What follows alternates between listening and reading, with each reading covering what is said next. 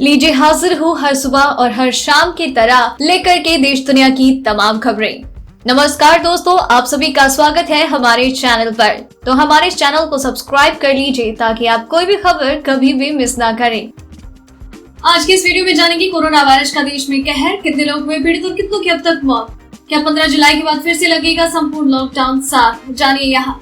PM ने किया इस्तीफा देने से इनकार, नेपाल कम्युनिस्ट पार्टी में विभाजन तय। कानपुर मुठभेड़ में बड़ा खुलासा, मोस्ट वांटेड विकास दुबे के फोन में मिले पुलिस वालों के नंबर। कुलगाम में सुरक्षा बलों और आतंकियों के बीच मुठभेड़, 2 आतंकी ढेर, 2 जवान घायल। पेट्रोल डीजल की कीमतें आज छठे दिन भी स्थिर, जाने अपने शहर के दाम। मुंबई में भारी बारिश, मध्य प्रदेश महाराष्ट्र समेत 7 राज्यों में भारी बारिश का अलर्ट। मुंबई में हाई टाइड, पटना में छाया अंधेरा। भारत में आज लगेगा साल का तीसरा चंद्र ग्रहण, जाने समय और कहाँ होगा सूतक का असर। मोदी सरकार की नई योजना, 1000 के निवेश में हर 6 महीने पर होगी कमाई। टमाटर हुआ 90 रुपए किलो, आलू 40 रुपए के पार और जाने हरी सब्जियों का कितना हुआ भाव। चले जानते हैं अब खबरें विस्तार से, लेकिन उससे पहले वीडियो पसंद आ रही हो तो लाइक जरूर कर दें।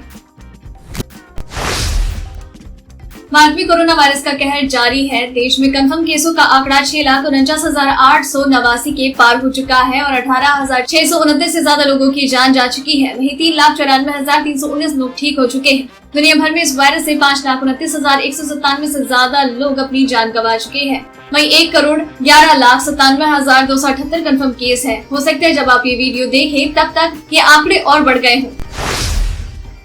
देश भर में कोरोना के बढ़ते मामलों के बीच अफवाहों का दौर जारी है। बीते 4 दिनों से एक मैसेज वायरल हो रहा है कि 15 जून से देश भर में दोबारा लॉकडाउन लग जाएगा। इस फेक मैसेज ने लोगों को परेशान किया। कई लोग जिन्होंने घर आने या जाने के लिए टिकट बुक करवाए थे वो काफी परेशान हैं। एक समाचार चैनल का नाम लेकर इस फेक न्यूज को फैलाया जा रहा है कि 15 जुलाई के बाद फिर से हो सकता है संपूर्ण लॉकडाउन। गृह मंत्रालय ने दिए संकेत, ट्रेन और हवाई सफर पर लगेगा ब्रेक। कोरोना की बढ़ती रफ्तार के बाद लिया गया फैसला।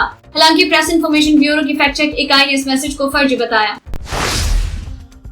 बीते दिनों गलवान घाटी में हिंसक झड़प के बाद भारत ने आर्थिक मोर्चों पर चीन को घेरना शुरू कर दिया। यही वजह है कि भारत सरकार ने कई कड़े फैसले लिए हैं। अब भारत की ओर से चीन को एक और झटका दिया गया। दरअसल तकनीकी खामियों की वजह से Uttar Pradesh metro rail corporation ने कानपुर आगरा मेट्रो के लिए चीनी कंपनी के टेंडर आवेदन को खारिज किया। दरअसल यूपीएमआरसी ने कानपुर और आगरा मेट्रो परियोजनाओं हेतु मेट्रो ट्रेन को आपूर्ति, परीक्षण और चालू करने के साथ साथ ट्रेन कंट्रोल और सिग्नल सिस्टम का tender Bombardier transport India private limited को दिया है। मोदी सरकार को एक और सफलता मिली। जापान अब चीन के खिलाफ भारतीय सेना के साथ सीक्रेट डील को तैयार। उसने डिफेंस इंटेलिजेंस साझा करने के लिए अपने कानून में बदलाव किया। अब इस बदलाव के साथ ही जापान अमेरिका के अलावा भारत, ऑस्ट्रेलिया और ब्रिटेन के साथ अपनी डिफेंस इंटेलिजेंस साझा करेगा। जापान के सीक्रेट कानून के दायरे में ये विस्तार पिछले महीने किया गया। इससे पहले जापान सिर्फ अपने निकटतम सहयोगी अमेरिका के साथ ही ये साझा करता था, लेकिन अब इस सूची में भारत, ऑस्ट्रेलिया और ब्रिटेन भी शामिल है। पिछले 24 घंटे में यूपी पुलिस का मोस्ट वांटेड चेहरा विकास दुबे की तलाश में यूपी पुलिस रात भर छापेमारी करती रही। 8 पुलिस वालों पर फायरिंग का आरोपी विकास दुबे घटना के बाद छिपा हुआ है। इधर सूत्रों से मिली जानकारी के अनुसार चौबेपुर थाने के ही एक दरोगा ने ही विकास को पुलिस रेड की सूचना दी। शुक्रवार रात को पुलिस की करीब 20 टीमें अलग अलग जिले में विकास दुबे की तलाश में दबिश देती रही। हैरानी की बात है कि विकास दुबे के फोन कॉल की डिटेल में कुछ पुलिस वालों के नंबर मिले। ये बेहद हैरान करने वाला तथ्य है। कानपुर गोलीकांड मामले में कानपुर पुलिस ने बड़ी कार्यवाही की है। पुलिस ने इस मामले में चौबेपुर के थानाध्यक्ष विनय तिवारी को सस्पेंड कर दिया। कानपुर के आईजी मोहित अग्रवाल ने ये कार्यवाही की। बता दें कि पुलिस की अब तक की जांच में ये बात सामने आई है कि पुलिस से ही जुड़े कुछ अफसर्स ने अपराधी विकास दुबे को पुलिस रेड की पूर्व सूचना दी। पुलिस की जाँच और चौबेपुर के थानाध्यक्ष और कुछ दूसरे सिपाहियों का नाम आया है। विनय तिवारी चौबेपुर के थानाध्यक्ष है। इस जानकारी के आधार पर कार्यवाही करते हुए पुलिस ने विनय तिवारी को सस्पेंड किया। उत्तर प्रदेश के कानपुर में एनकाउंटर के बाद बड़ी खबर आ रही है। थानापुर या चौबेपुर थाना क्षेत्र के विकरू गांव में जहां एनकाउंटर हुआ उस मकान को ढहाने की कार्यवाही शुरू हो गई है। बताया जा रहा है कि विकास ने गांव की जमीनों पर कब्जा करके ये मकान बनाया। पूरे तरीके से अवैध इस मकान को लेकर ग्रामीणों ने हमेशा से ही आक्रोश दिखाया। मकान गिरने की कार्यवाही के चलते विकास दुबे की नौकरानी और बच्चों को पुलिस ने अपनी कस्टडी में ले लिया। घर को भारी पुलिस बल के साथ गिरने का काम किया जा रहा है। चीन से तनाव के बीच प्रधानमंत्री मोदी के लिए यात्रा के बाद पूर्व कांग्रेस अध्यक्ष राहुल गांधी ने लद्दाख में चीनी घुसपैठ को लेकर सरकार से एक्शन लेने की गुजारिश की। उन्होंने कहा कि देशभक्त लद्दाखी चीनी घुसपैठ के खिलाफ आवाज उठा रहे हैं, उनकी आवाज को नजरअंदाज नहीं करना चाहिए, सरकार को उनकी बात सुननी चाहिए। राहुल गांधी ने एक वीडियो ट्वीट किया जिसमें कुछ लद्दाखी लोग चीनी सेना की घुसपैठ की बात कर रहे हैं। वीडियो में चीनी घुसपैठ और उनकी गतिविधियों से संबंधित कुछ तस्वीरें भी हैं। राहुल गांधी ने ट्वीट करते हुए कहा, देशभक्त लद्दाखी चीनी घुसपैठ के खिलाफ आवाज उठा रहे हैं, वो चिल्ला कर आगाह कर रहे हैं, उनकी चेतावनी को नजरअंदाज करना भारत को महंगा पड़ेगा। भारत की खातिर कृपया उन्हें सुने। सरकारी नौकरी की तैयारी कर रहे लोगों के लिए बेहतरीन मौका दिया है भारत सरकार ने। भारत सरकार में कई विभागों पर भर्तियां निकली हैं। टैक्सोल में जूनियर ऑफिस असिस्टेंट और सुपरवाइजर के पदों पर भर्तियों के लिए रिक्तियां जारी की है। इन पदों के लिए आवेदन की प्रक्रिया ऑनलाइन है। योग्य उम्मीदवार आधिकारिक वेबसाइट पर जाकर आवेदन कर सकते हैं। इस भर्ती में आवेदन करने के लिए 31 जुलाई तक मौका है। इन पदों पर आवेदन करने के लिए उम्मीदवारों की न्यूनतम आयु 18 वर्ष होनी चाहिए। भारत सरकार टैक्सोल में जूनियर ऑफिस असिस्टेंट के पदों पर 6 और सुपरवाइजर के पदों पर 1 भर्तियां निकली है। केंद्रीय स्वास्थ्य मंत्रालय ने शुक्रवार को कोरोना वायरस के मरीजों को दी जाने वाली एंटीवायरल दवा रेमडेसिविर की खुराक में बदलाव किया। इसकी खुराक को बीमारी के मध्यम चरण से पहले 6 दिन के बजाय घटाकर 5 दिन किया गया। मंत्रालय ने इस बाबत एक update clinical management protocol for कोविड-19 जारी किया। नए नियम के अनुसार इंजेक्शन के रूप में दी जाने वाली इस दवा की पहले दिन की खुराक 200 मिलीग्राम और बाद में रोजाना 4 दिन तक 100 मिलीग्राम खुराक दी जानी है। देश की राजनीति और बॉलीवुड में गहरा जुड़ाव देखने को मिलता है। ऐसे ही देश में अगर कोई भी घटना होती है तो उस पर फिल्म भी जल्द ही बन जाती है। अब खबर है कि एक्टर अजय देवगन गलवान घाटी में शहीद हुए 20 सैनिकों के शौर्य पर फिल्म बनाने जा रहे हैं। फिल्म क्रिटिक तरन आदर्श ने सोशल मीडिया पर इस बात की जानकारी दी है कि अजय देवगन गलवान घाटी में हुई इस घटना पर फिल्म बनाने पर विचार कर रहे हैं। वो ट्वीट करते हैं, अजय देवगन गलवान घाटी में हुई मुठभेड़ पर फिल्म बनाने जा रहे हैं। फिल्म का टाइटल अभी नहीं सोचा गया है। फिल्म में उन 20 सैनिकों की कहानी दिखाई जाएगी जिन्होंने चीनी आर्मी से डटकर मुकाबला किया। फिल्म की कास्ट भी अभी नहीं सोची गई है।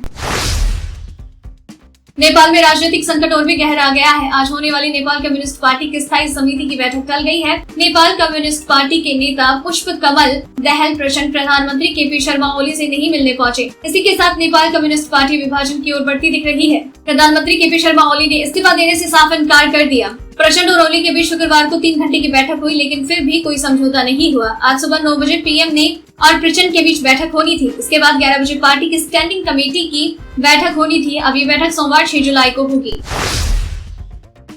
जम्मू कश्मीर के कुलगाम में सुरक्षा बलों और आतंकियों के बीच मुठभेड़ शुरू हो गई। इस मुठभेड़ में सुरक्षा बलों ने 2 आतंकियों को गिराया। 2 जवान भी घायल हुए, जिन्हें सैन्य अस्पताल में भर्ती किया गया। हालांकि मारे गए आतंकियों और घायल हुए जवानों को लेकर अभी भी आधिकारिक पुष्टि नहीं हुई है। फिलहाल मुठभेड़ चल रही है। बता दें कि सुरक्षा बलों को कुलगाम के आरोह इलाके में आतंकियों की मौजूदगी की सूचना मिली। इसी सूचना के आधार पर सुरक्षा बलों ने इलाके की घेराबंदी की और फिर तलाशी अभियान शुरू किया। इस दौरान खुद को घेरा देखकर आतंकियों ने सुरक्षा बलों को निशाना बनाना शुरू कर दिया। इसके बाद जवानों ने भी मोर्चा संभाला और 2 आतंकियों को मार गिराने में सफलता पाई।